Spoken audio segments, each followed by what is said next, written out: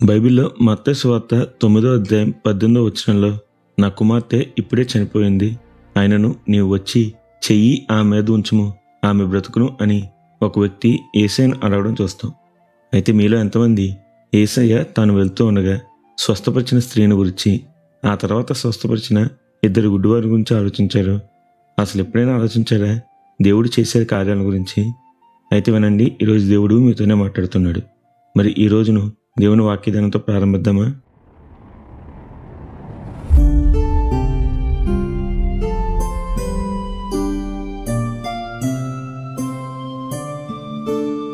మీరు ఎప్పుడైనా బైబిల్లో మత్తయి సువార్త 9వ అధ్యాయం చదివారా?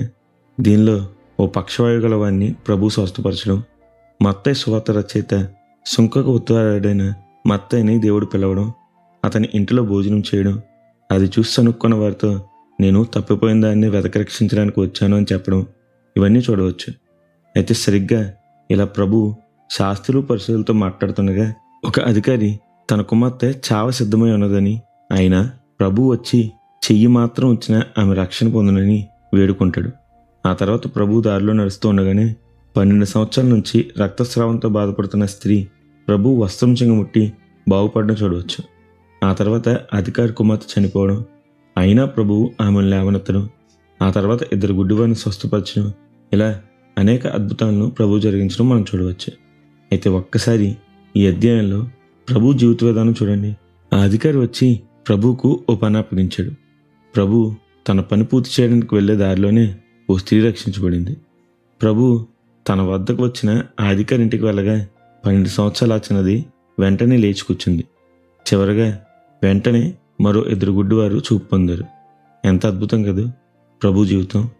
అయితే మీకు మాట, మీలో ఎంతమందికి తెలుసు మనం ప్రభువుని పోలు నడుచుకోవాలని?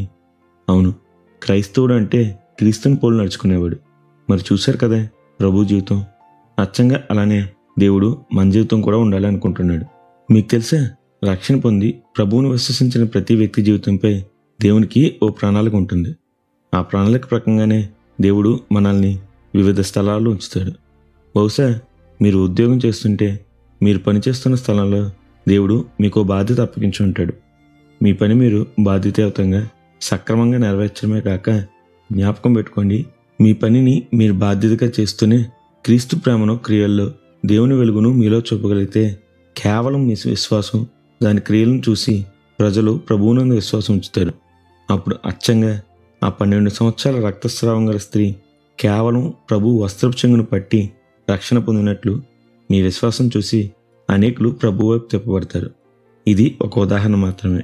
మీ కుటుంబంలో, మీ ఇంటి చుట్టూ నివసిస్తున్న వారి మధ్య, మీ స్కూల్స్, కాలేజీలు, సంఘం, సమాజం, ఇలా మీరు ఎక్కడుంటే అక్కడ ప్రభు మిమ్మల్ని ఒక ఉద్దేశంతో ఉంచాడు. కాబట్టి మీరు రక్షించబడి ప్రభువునందు విశ్వాసం ఉంచి దేవుని నామాన్ని ధరించిన వారైతే తప్పక మీ విశ్వాసం ఇతరులను ప్రభు వైపు నడిపించాలి. ఒక్కొక్కసారి గొప్ప గొప్ప ప్రసంగాలే కాదు, ఓ సగటు విశ్వాస జీవితం కూడా అనేకులను ప్రభు వైపుకు నడిపిస్తుంది. మరి ఇంకెందుకు మనందరం అట్టి మన పరమ తండ్రిని పోలి అనేకులను ప్రభు వైపు నడిపే మాదిరికర విశ్వాస జీవితం కలిగి ఉండకూడదు? అట్టి గొప్ప ధన్యత దేవుడు మనందరికీ దయచేయునుగాక. నిత్యం ఘనత మహిమ ప్రభావములు యేసుక్రీస్తు నామానికి కలుగునుగాక. ఆమెన్. హల్లెలూయా.